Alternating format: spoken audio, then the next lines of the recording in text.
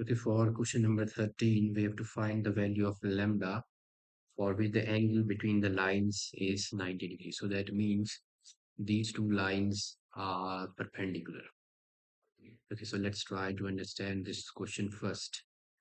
And we are on question number 13. So there are two lines which are perpendicular to each other because angle between them is 90 degrees. So let's say this is the line 1 and this is line 2. Okay, now equation of these two lines are given. The first one is r vector is equal to I cap plus j cap plus k cap plus this is p into 2I cap plus j cap plus 2k cap. And if we compare this with the equation a1 vector plus this is, let's say, lambda, which is the vector equation of the line. So lambda into, let's say, this is b1 vector. So this is the vector to which this line is parallel. So this is the equation of this line.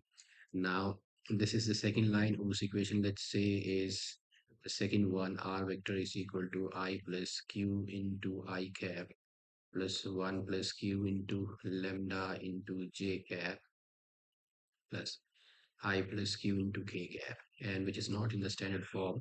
So let's try to get in the standard form. If we try to open this, this is I cap plus qi cap plus this is j cap plus q into lambda j cap plus k cap plus q into k cap.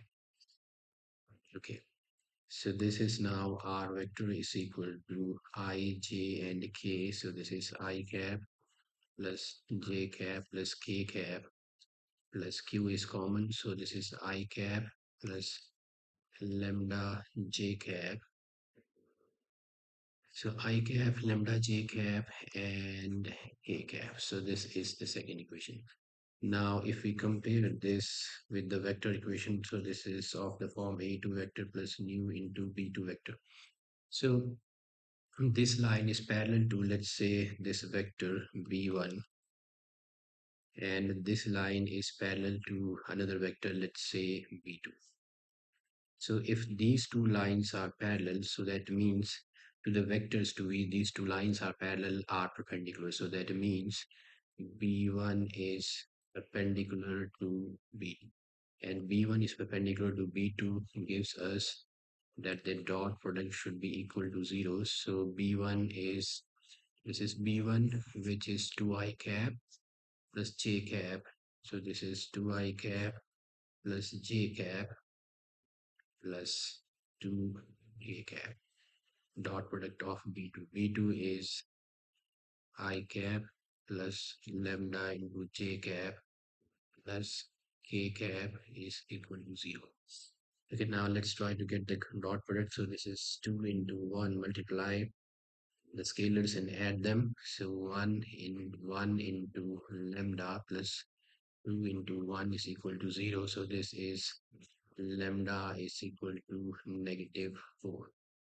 So the value of lambda is -4, and option A is the correct answer for question number 13. Let's move on to question number 14.